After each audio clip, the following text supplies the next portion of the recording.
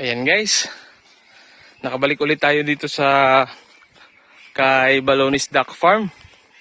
Nas mga 1 month na po yung ducklings nila. At yung kanilang kulungan ay talagang function na. Hindi na naka-brooder yung mga ducklings, kundi ginagamit na yung tubigan at yung sa loob. So ayan. Wow. Ayan guys. Oh. Ayan kung makikita nyo. Ganito na kalalaki. 1 month sila nung July 3. Ano ngayon? July 6. At yung kanilang flooring ay discarte na lang. Yung mga nilagay niya, yung mga damo na lang siguro to. May kasamang raisal. At least hindi siya basa. Natabunan yung mga ipot. So ganito lang yung setup ni Sir Roger. Yung nag-manage dito sa farm ni Sir Balones.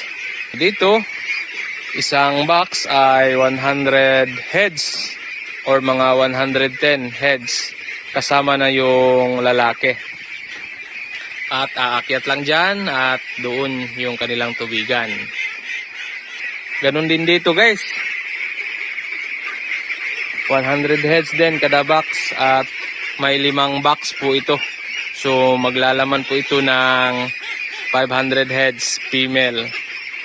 Ang sukat pala nitong building guys ay nasa 24 feet by 50 feet. 24 feet kasama na siguro yung yung tubigan. Ayan. Naglagay na si Sir Roger dito ng mga pangharang sa init kapag nasa mga oras na alas 3 kasi dito banda yung araw.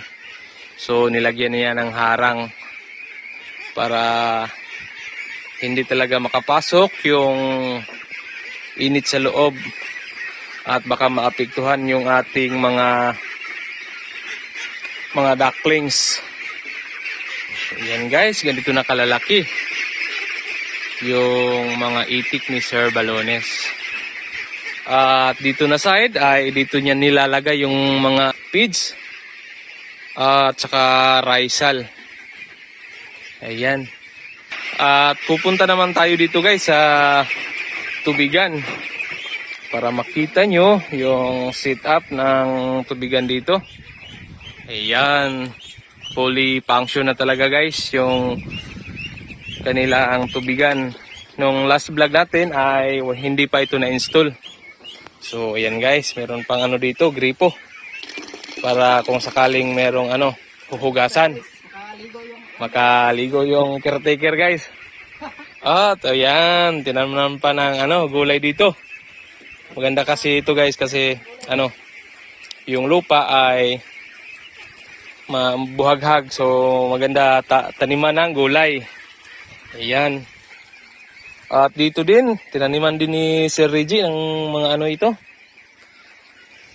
Ayan, so dito nilagyan ng trapal tent para talaga hindi babad yung yung tubigan sa init. So ngayon guys, ayan, titingnan natin yung kanilang tubigan. So ganito lang guys. Ganito lang yung setup ng kanilang tubigan.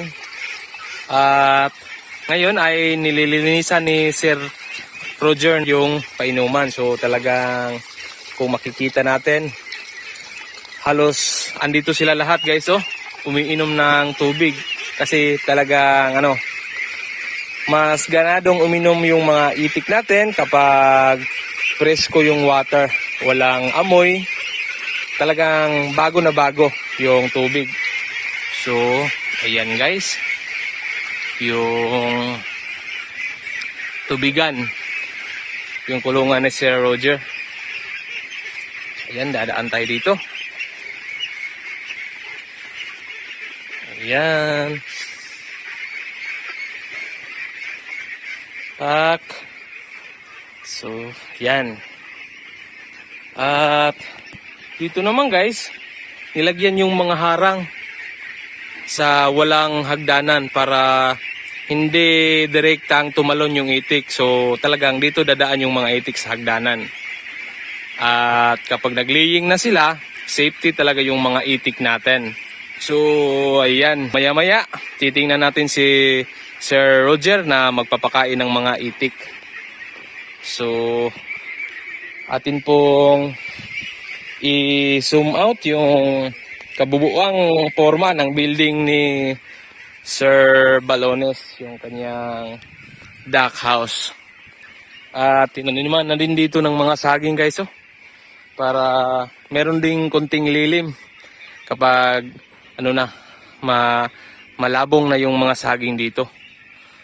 Ayan, yung kabuuang duck house ni Sir Balones. Andito lang yung tubigan na side at doon yung mga itik natin. At meron na namang mga reserbang kahoy guys, oh. Ayan. Talagang siguro mag-a-add si Sir ng another batch.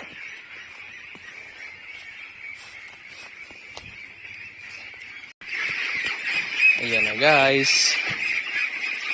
So, ayan, doon tayo. Nagpapakain na si Sir Roger. Uy, nakasulod lagi ro. So, ayan guys, nagpapakain na siya. Ayan. Tingnan natin. So, yan ang kagandahan sa ano guys, sa mahaba yung pakainan.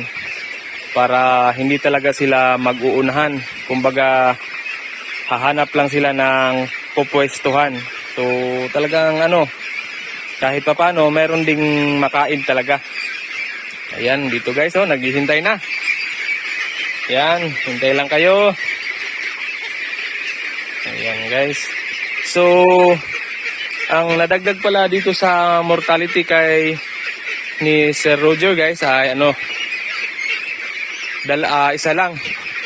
Dati, nung last vlog natin ay nasa mga 500 heads na female. So, isa lang yung nalagas. Yan guys. Ang bango-bangong ano, lemongrass. Ang bango-bangong lemongrass.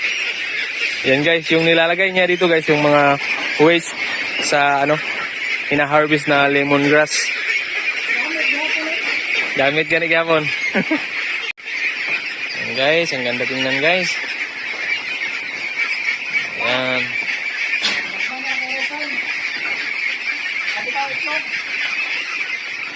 Pag mag-itlog na, ana na. Kay hugaw ka itong itlog na po.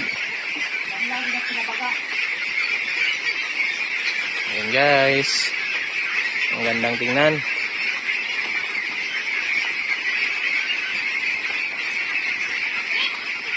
So sa mga gustong gumaya sa setup ng kanyang kulungan ay ganito lang. Ayan. So ayan. Yung kada box nito ay nasa mga 24 by 10 feet. Ayan guys. Kain-kain.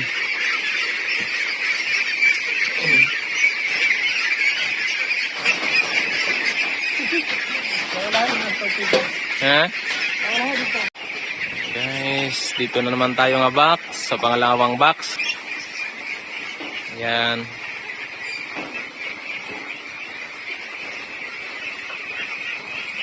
Guys.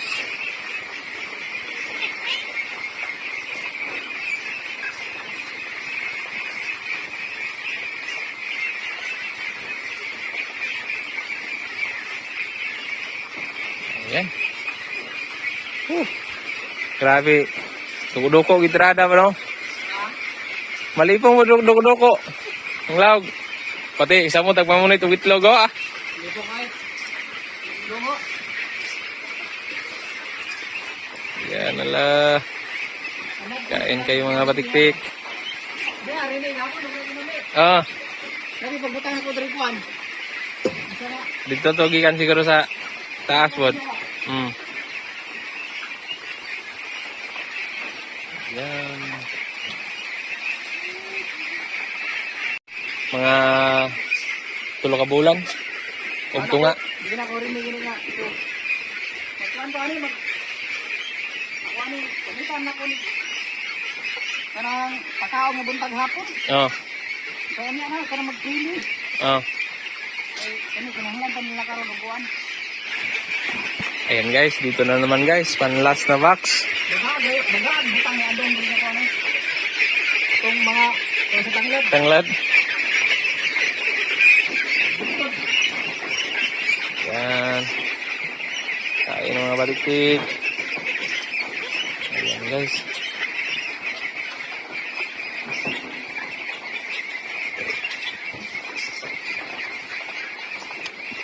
Sakto ro ganyang lawas. Mga tambok kaning uban, ng madagko. Kanang ang dako sobra yun na kadako kay di man mabitin. Di man siya malupig og dutay. 600 Grams. Kaya okay ra na dili ko na sa this. Yan no. Bas gwapo kay no nang Kay pagpangitlog lang nila na ano man sila.